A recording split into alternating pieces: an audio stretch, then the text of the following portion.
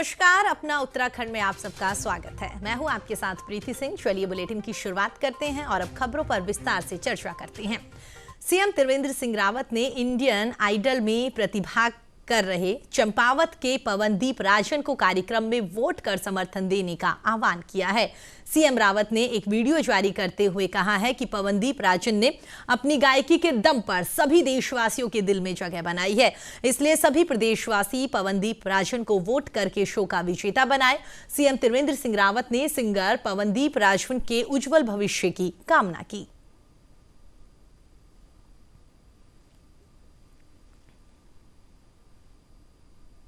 देवभूमि उत्तराखंड के चंपावत के रहने वाले पवनदीप राजन ने इंडियन आइडल में अपनी गायकी के दम पर न सिर्फ देशवासियों के दिलों में जगह बनाई है, बल्कि उत्तराखंड का भी नाम रोशन किया है। मैं भगवान बद्री विशाल और बाबा केदार से पवनदीप के उज्जवल भविष्य की कामना करता हूं। साथ ही मेरी उत्तराखंड वासियों से अपील है कि आप अधिक से अधिक संख्या में पवनदीप को वोट और सपोर्ट कर उन्हें विजेता बनाएं। चलिए बुलेटिन में आगे बढ़ते हैं तो आपको बता दें इस वक्त की बड़ी खबर सामने आ रही है, जहां पर डोईवाला में राजपथ पर होने वाली परेड पर के दौरान एनएसजी कमांडो उत्तराखंड में यहां पर उनकी ओर से एक ड्रेस तैयार की गई है। 2017 के बाद फिर से एनएसए कमांडो यहां पर राजपथ पर अपना जलवा बिखेरते हुए नजर आएंगे। तो आपको बता दें परेड के दौरान यहां पर उत्तराखंड में ड्रेस यहां पर तैयार की गई है और इसके साथ ही जिस तरीके से राजपथ पर 26 जनवरी पर परेड का आयोजन यहां किया जाएगा, परेड की जाएगी, तो वहीं पर उत्तराखंड में भी एनएसजी कमांडो जो ड्रेस पहनेंगे वो उत्तराखंड में तैयार की गई है। 2017 के बाद फिर से एक बार अपना दमखम दिखाते हुए नजर आएंगे कमांडो। चलिए आगे बढ़ते हैं तो आपको बता दें इस खबर पर अधिक जानकारी के लिए मेरी सहयोगी प्रियंका हमारे साथ जुड़ गई है। जी प्रियंका, जिस तरीके से कमांडो की ड्रेस उत्तराखंड में तैयार की गई है, इसके अलावा क्या कुछ जानकारी आपके पास? बिल्कुल, देखिए इस बार का जो गणतंत्र दिवस है वो उत्तराखंड के हिसाब से बेहद खास रहने वाला है, क्योंकि इस बार जो 26 जनवरी के दिन राजपथ पर परेड करते हुए जवान कमांडो जो दिखाई देंगे, वो उनकी जो ड्रेस है, यूनिफॉर्म जो है वो डोईवाला, देहरादून के डोईवाला क्षेत्र में तैयार की गई है। ये यहाँ पर एक खास मिलिट्री इक्विपमेंट सेंटर है जो सेना के जवान होते हैं या कमांडो, उनकी यूनिफॉर्म को तैयार करता है। और जो इस संस्था को चलाता है वो खुद ही एक ऐसा जो व्यक्ति है, उन्होंने सेवा सेना में दी है और उसके बाद ही वो अब जो है वो जो मिलिट्री के जो भी इक्विपमेंट होते हैं या फिर यूनिफॉर्म होते हैं वो खुद यहाँ की संस्था तैयार करके देती है। तो ये एक अपने आप में गर्व का विषय है, क्योंकि उत्तराखंड के लिहाज से ये बहुत बड़ा अच्छी बात है और एक गर्व का विषय है, क्योंकि यहाँ की ड्रेस पहने कमांडो राजपथ पर मार्च करते हुए दिखाई देंगे। बिल्कुल प्रियंका, आपने सही कहा, काफी गौरवान्वित करने वाला ये पल होगा। आपसे ये जानना चाहेंगे जिन लोगों ने ये ड्रेस बनाई है, अगर उनसे आपकी बात हुई हो, उनका क्या कुछ कहना है, वो अपने आप को कितना गौरवान्वित महसूस कर रहे हैं? बिल्कुल, इनका यहाँ पर कहना है, इन संस्था के जो लोग हैं ये तैयार करते हैं, वो एक इस तरीके का यूनिफॉर्म तैयार करते हैं ताकि जो मिलिट्री के जवान जो यहाँ पर जो काम करते हैं, उन्हें काम करने के दौरान किसी तरीके से परेशानी ना हो, इस तरीके से यहाँ पर तैयार करते हैं ड्रेस को। और उनका यहाँ पर यही कहना है कि ये बहुत बड़ा गौरव का विषय है, क्योंकि वो इनडायरेक्टली ही सही वो अपनी जो सेवा है वो देते हैं देश के लिए, और उनके लिए ये जो तैयार किया है ड्रेस या इसके अलावा कोई भी इक्विपमेंट होते हैं जो मिलिट्री से जुड़े हुए, वो यहाँ पर वो तैयार करते हैं, तो वो खुद अपने आप में एक गर्व का विषय है। चलिए प्रियंका, हमारे साथ जुड़ने के लिए और तमाम जानकारी देने के लिए आपका बहुत बहुत धन्यवाद।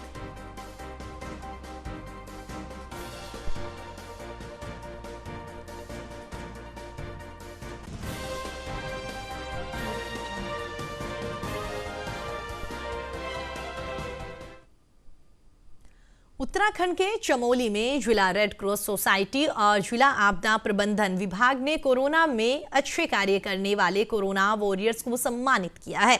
जानकारी के अनुसार जिला पंचायत सभागार में समारोह आयोजित किया गया, जिसमें कोरोना महामारी में बेहतरी कार्य करने पर जिला रेड क्रॉस सोसाइटी ने जिला अधिकारी स्वाति एस भदौरिया, पुलिस अधीक्षक यशवंत सिंह चौहान सहित कई कोरोना वॉरियर्स को यहां पर सम्मानित किया गया और प्रतीक चिन्ह देकर उन्हें सम्मानित किया गया। साथ ही निबंध और चित्रकला प्रतियोगिता के विजेता छात्रों को भी यहां पर पुरस्कार दिए गए हैं।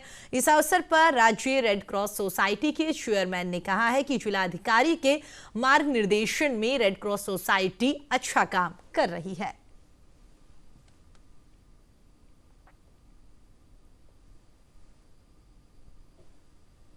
Junior Art Center का फाउंडेशन भी स्टार्टेड फ्रॉम दिस गोपेश और डिस्ट्रिक्ट चमोली, ये हमारे चेयरमैन साहब के उसमें, ये हमारे पूरे उत्तराखंड में 13 जिलों में ये जूनियर रेड क्रॉस का एक फाउंडेशन स्टार्ट हो गया है। तो इसलिए हमने चुना भी है और यहाँ के लोग उस लाइक भी। और जैसा कि आपने बताया कि हम बिल्कुल बॉर्डर पे हैं, बॉर्डर का ये जिला है। बॉर्डर में जिस तरह SSB आपको मालूम है कि ये आपका पुलिस ट्रेनिंग फायरिंग वायरिंग महिलाओं को दिया करते, उसी तरह की जो ये हमारी मेडिकल ट्रेनिंग है, जो मेडिकल एड है, फर्स्ट एड है, वो हम रेड क्रॉस के द्वारा दिलाएंगे। एड से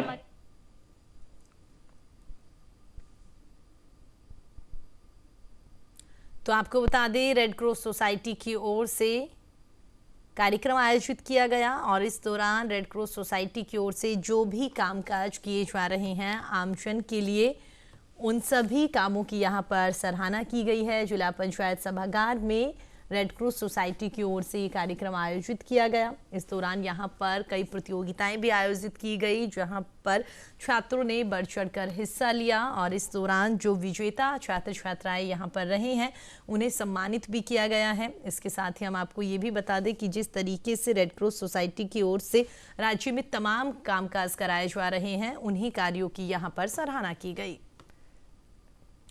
रुद्रप्रयाग में चारधाम सड़क परियोजना के पीछे भले ही सुनहरे भविष्य की बड़ी आशा छिपी हो, लेकिन चारधाम सड़क परियोजना में सड़क चौड़ीकरण का कार्य के कारण लोगों को फिलहाल वहां पर काफी परेशानी उठानी पड़ रही है।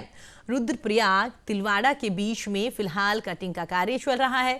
कंपनी द्वारा सड़क चौड़ीकरण के कार्य के कारण घंटों केदारनाथ राष्ट्रीय राजमार्ग को बंद रखना पड़ रहा है, जिससे जाम की स्थिति पैदा हो रही है। तो वहीं पर लोगों को घंटों जाम में फंसा रहना पड़ रहा है।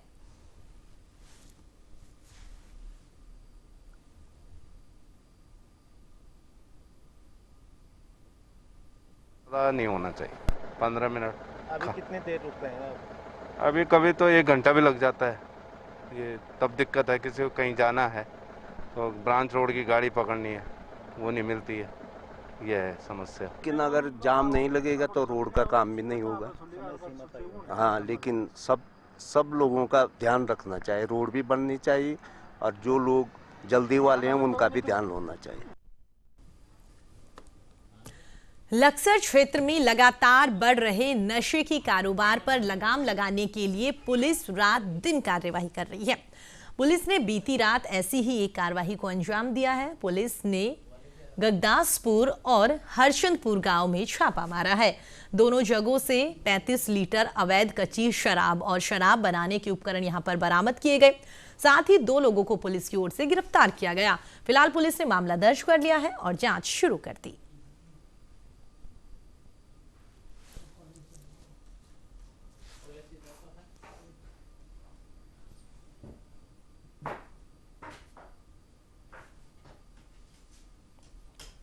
अधिकारी महोदय लक्सर के निर्देशानुसार कोतवाली लक्सर पुलिस के द्वारा आज दिनांक 2 फैक्ट्री जो शराब की बनाते हुए पकड़ी गई है, जिसमें एक फैक्ट्री है हमारे यहाँ सिदुरु एथल मार्ग है, वहाँ से SI श्री संजय रावत और कांस्टेबल अजय सिंह को गंगा सिंह के द्वारा एक अभियुक्त है भूपेंद्र पुत्र रणजीत निवासी हरचंदपुर, जिसके कब्जे से 10 लीटर शराब और एक कच्ची भट्टी जो पूरे उपकरणों के साथ पकड़ी गई है।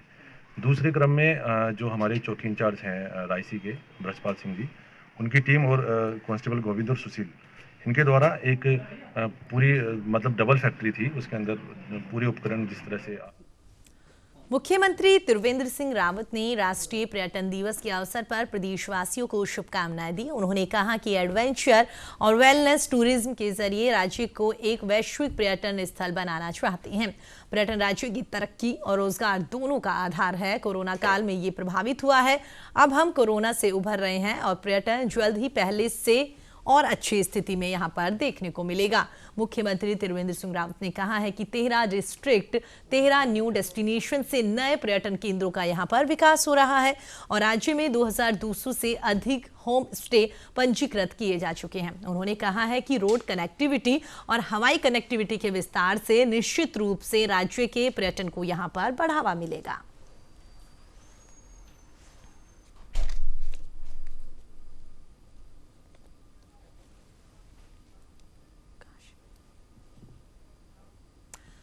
तो आपको बता दें इस वक्त की बड़ी खबर सामने आ रही है काशीपुर से, उससे आपको रूबरू करा देते हैं। तो आपको बता दें 26 जनवरी को लेकर पुलिस प्रशासन अलर्ट हो गया है। गणतंत्र दिवस के मद्देनजर लगातार चेकिंग अभियान चलाया जा रहा है। नगर के सार्वजनिक स्थलों पर यह चेकिंग अभियान चलाया जा रहा है। काशीपुर से इस वक्त की बड़ी खबर आपको बता रहे हैं, जहां पर 26 जनवरी यानी कि गणतंत्र दिवस को देखते हुए यहां पर पुलिस प्रशासन जो है वो काफी सतर्क हो गया है। पुलिस प्रशासन अलर्ट है और इसी बात को ध्यान में रखते हुए पुलिस प्रशासन की ओर से चेकिंग अभियान यहां पर चलाया जा रहा है। नगर के सार्वजनिक स्थानों पर चेकिंग अभियान चलाया जा रहा है। लगातार वहां पर चेकिंग की जा रही है आने जाने वालों की, और कह सकते हैं कि इस दौरान कोई भी अप्रिय घटना ना हो, इन तमाम चीजों को ध्यान में रखकर यहां पर पुलिस प्रशासन की ओर से चेकिंग अभियान चलाया जा रहा है। तो काशीपुर से इस वक्त की बड़ी खबर हम आपको बता रहे हैं। आप तस्वीरों में देख सकते हैं किस तरीके से यहां पर लगातार जो भी गाड़ियां जा रही हैं उनकी चेकिंग की जा रही है। पुलिस के तमाम अधिकारी जवान वहां पर मौजूद हैं और तलाशी लेने के बाद, तसल्ली होने के बाद ही उस गाड़ी को, उस व्यक्ति को आगे जाने की परमिशन यहां पर दी जा रही है। तो कह सकते हैं कि गणतंत्र दिवस जो पूरे देश में बड़े ही हर्षोल्लास के साथ मनाया जाएगा, हर कोई बेसब्री से गणतंत्र दिवस का इंतजार कर रहा है। तो उसी के मद्देनजर गणतंत्र दिवस पर कोई अप्रिय घटना ना हो, इन तमाम चीजों को ध्यान में रखते हुए पुलिस प्रशासन की ओर से अलर्ट जारी कर दिया गया है और इसी के मद्देनजर पुलिस प्रशासन की ओर से तमाम जगहों पर चेकिंग अभियान चलाया जा रहा है। स्पेशली जो सार्वजनिक जगह है वहां पर पुलिस की ओर से चेकिंग अभियान चलाया जा रहा है।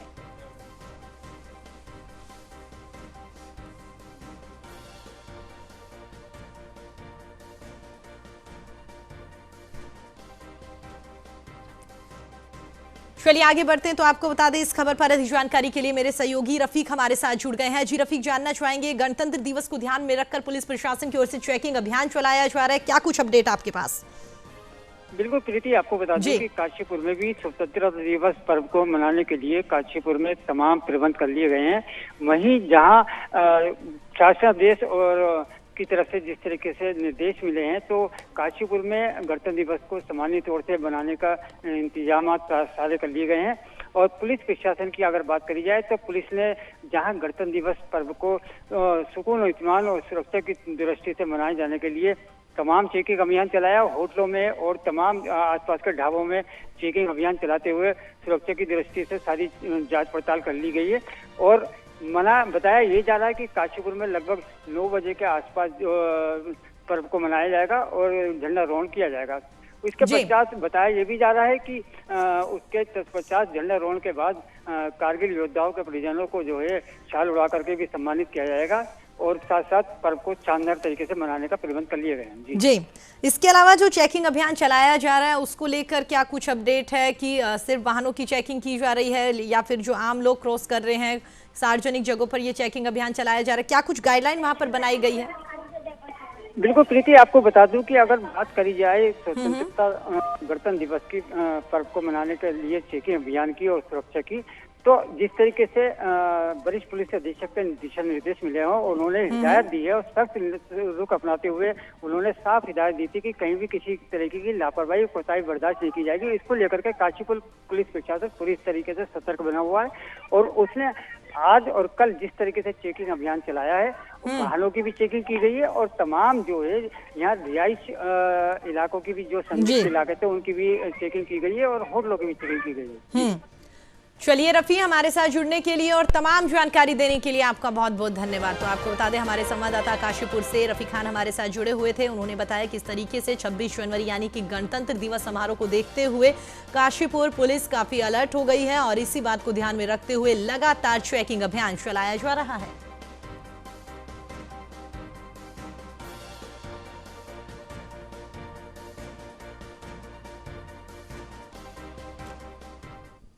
चलिए बुलेटिन में आगे बढ़ते हैं। रामनगर में कोतवाली पुलिस ने एक गांव में अवैध रूप से काटे जा रहे फलदार वृक्षों को लेकर बगीचे के मालिक सहित 3 लोगों के खिलाफ मामला दर्ज कर दिया। दरअसल रामनगर क्षेत्र फल पट्टी घोषित होने के बाद भी भूमाफिया लगातार संबंधित विभाग के अधिकारियों की मिलीभगत से अवैध रूप से बगीचों में फलदार वृक्षों की कटाई कर कॉलोनियां विकसित करने का काम कर रहे हैं। कोतवाल अबुल कलाम ने बताया है कि सूचना मिली थी कि अवैध रूप से फलदार वृक्षों को काटा जा रहा है, जिसके बाद में मौके पर दबिश दी गई और इस कार्रवाई को अंजाम दिया गया। हालांकि इस दौरान आरोपी मौके से फरार हो गए।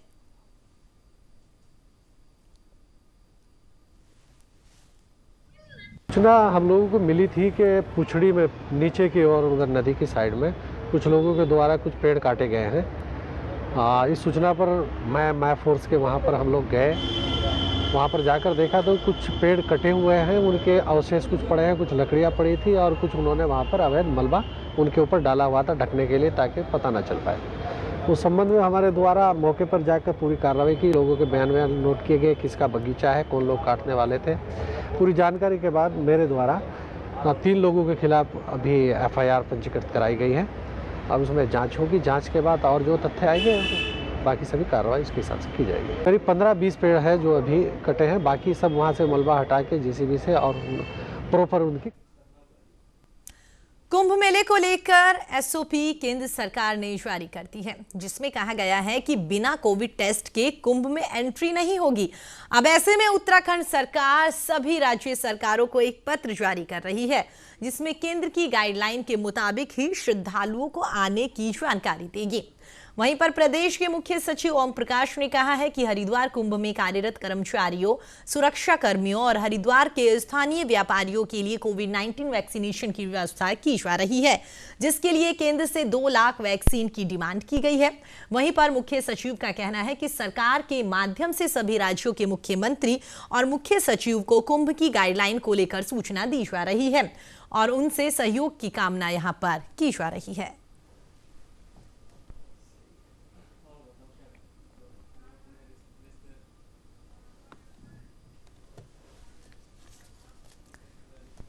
चलिए आगे बढ़ते हैं। तो आपको बता दें, इस खबर पर हमारे साथ बातचीत करने के लिए मेरे सहयोगी विशाल गर्ग हमारे साथ जुड़ गए हैं। जी विशाल, जानना चाहेंगे, जिस तरीके से कह सकते हैं कि कुंभ मेले को लेकर तैयारियां लगातार चलती हुई नजर आ रही है, लेकिन जिस तरीके से सरकार की ओर से ये गाइडलाइन जारी कर दी गई, सरकार ने कह दिया कि बिना कोविड टेस्ट के परमिशन नहीं दी जाएगी, उसको लेकर फिलहाल क्या कुछ खलबली?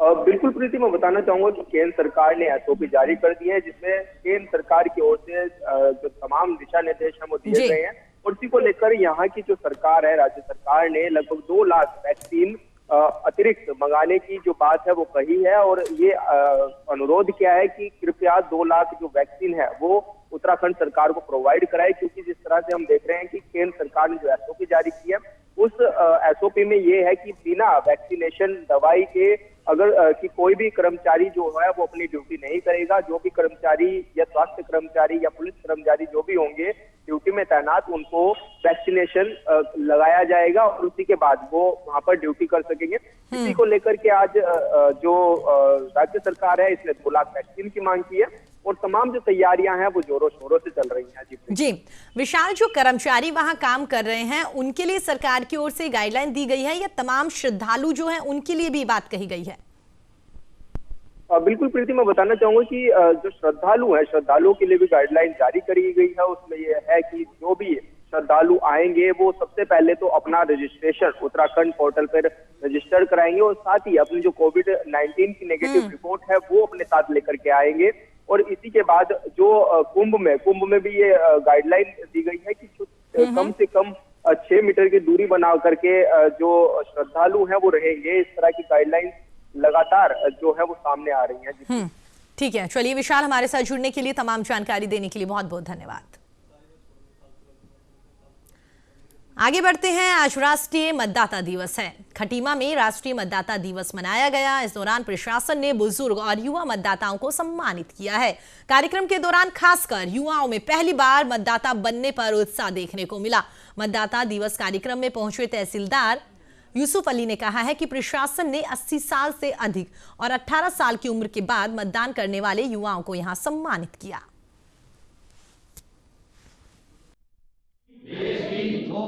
जनवरी को हमें मतदाता दिवस में हमें सम्मानित किया गया। तहसीलदार जी द्वारा हमको सम्मानित किया गया। हमें बहुत अच्छा लगा और फर्स्ट टाइम पे हम मतदान देने का अधिकार मिला। हमें बहुत अच्छा लगा। हमें माननीय जिलाधिकारी महोदय के निर्देश के क्रम में, जैसे कि आपको पता ही है कि हर वर्ष 25 जनवरी को जो है मतदाता दिवस मनाया जाता है। उसी के क्रम में जो है आज जो 100 साल से अधिक जिनकी उम्र हो गई है और 80 साल से अधिक हो गई है, उन मतदाताओं को जो है हमने सम्मानित किया हैगा। और जो युवा वर्ग हैं 18 से 19 वर्ष वाले, उनको भी जो है बैच लगाकर माला बनाकर जो उनको भी सम्मानित किया।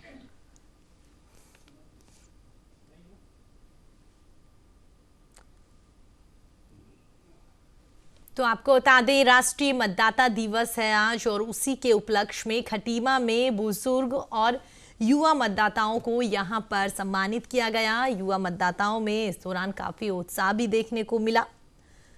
उसी को लेकर ये तस्वीरें भी हम आपको दिखा रहे हैं, जहां पर तमाम लोग यहां मौजूद रहे और कहीं ना कहीं कह सकते हैं जिस तरीके से लोकतंत्र की प्रक्रिया इतने सालों से चली आ रही है और बिना मतदाताओं के वो संपन्न नहीं हो सकती, तो उसी को लेकर आज राष्ट्रीय मतदाता दिवस पूरे देश में मनाया जा रहा है।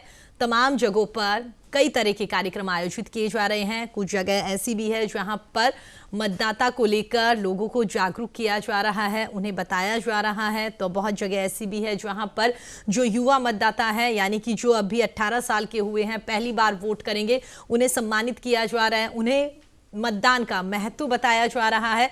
और इसके अलावा बहुत सारे बुजुर्ग मतदाता भी ऐसे हैं जो लगभग 80 साल के आसपास हैं, तो उन्हें भी यहां पर सम्मानित किया गया है, क्योंकि इतने सालों से वो अपने मत का उपयोग करते हुए आ रहे हैं। इस बात को, इस महत्व को समझाने के लिए कई कार्यक्रम आयोजित किए गए।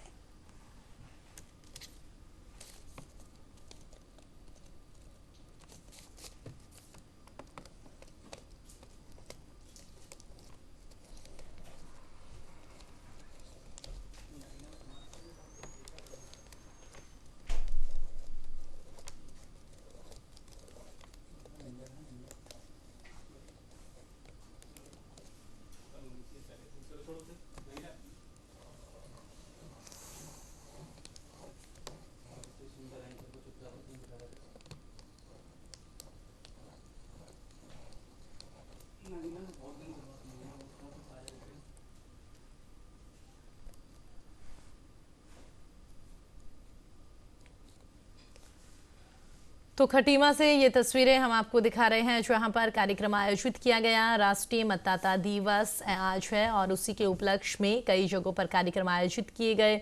युवा मतदाताओं को यहां पर सम्मानित किया गया, बुजुर्गों को सम्मानित किया गया, मतदान के महत्व के बारे में यहां पर बताया गया और साथ ही जिस तरीके से जो पहली बार अब वोट करेंगे, यानी कि फिलहाल जो 18 साल के हुए हैं, उन युवकों को भी यहाँ पर सम्मानित किया गया है। उन मतदाताओं को भी बताया गया है कि किस तरीके से आप मतदान करें और एक मतदान का क्या कुछ महत्व होता है।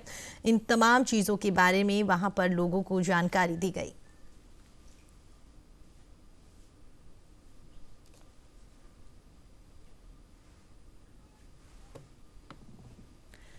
देश के साथ साथ उत्तराखंड में भी आज राष्ट्रीय मतदाता दिवस मनाया जा रहा है। हर साल 25 जनवरी को भारत निर्वाचन आयोग की स्थापना के अवसर पर देश भर में राष्ट्रीय मतदाता दिवस मनाया जाता है। राष्ट्रीय मतदाता दिवस का मकसद नए मतदाताओं को प्रोत्साहन और अधिक संख्या में मतदान सूची में नामांकन के लिए प्रेरित करना है। हाल ही में निर्वाचन आयोग द्वारा अंतिम मतदाता सूची जारी की गई थी, जिसमें उत्तराखंड में मतदाताओं की संख्या में बढ़ोतरी देखने को मिली। जानकारी के मुताबिक प्रदेश में 11 महीने में मतदाताओं की संख्या में 1 लाख से अधिक की बढ़ोतरी देखने को मिली।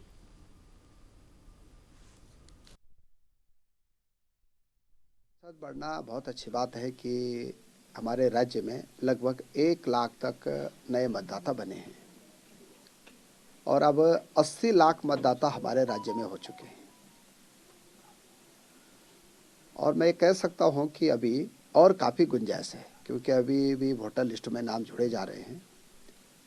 इससे 2 बातें स्पष्ट होगी कि एक तो यह है कि जो लोग लॉकडाउन के बाद घरों में आए हैं उनको घरों में रोजगार भी मिला है, स्वरोजगार भी मिला है, इसलिए वो घरों में रह के अपना उन्होंने वोटर लिस्ट में नाम जोड़ा है।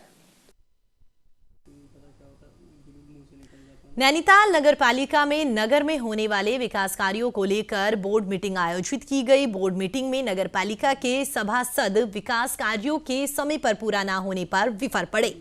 इस दौरान सभासदों ने नगर पालिका पर डिफाल्टरों को लेंटर दिए जाने का आरोप लगाया कि उन्हें टेंडर दे दिए जाते हैं। साथ ही उन्होंने कहा कि पालिका की ओर से 1 साल बीतने के बाद भी अभी तक कोई कार्रवाई उन डिफाल्टरों पर नहीं की गई है। जितने भी डिफाल्टर हैं उनको लेकर उन्होंने नाराजगी जाहिर करी। तो वहीं पर सभासद पुष्कर बोरा का कहना है कि नगर में विकास कार्य पूरी तरीके से ठप पड़े हैं, जिससे क्षेत्र की जनता आक्रोशित है।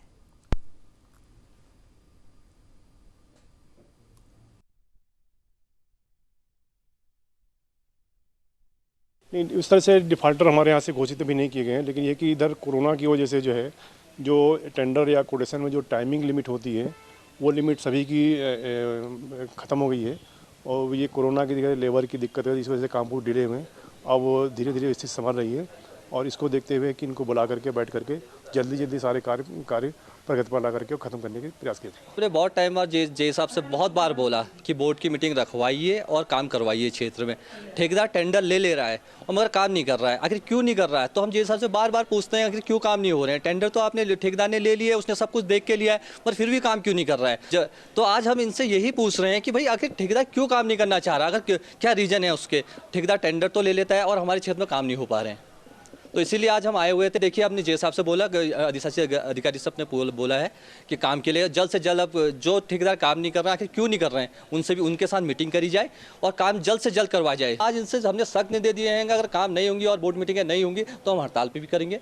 वही काम होने हैं और बढ़िया काम होने हैं ठेकेदार, और जो ऐसे ठेकेदार हैं जो ठेका तो ले रहे हैं और काम नहीं कर रहे हैं तो उन पर भी कार्रवाई होनी चाहिए। चलिए फिलहाल इस बुलेटिन में इतना ही। देश और दुनिया की तमाम खबरों की अपडेट्स के लिए आप देखते रहिए न्यूज़ इंडिया।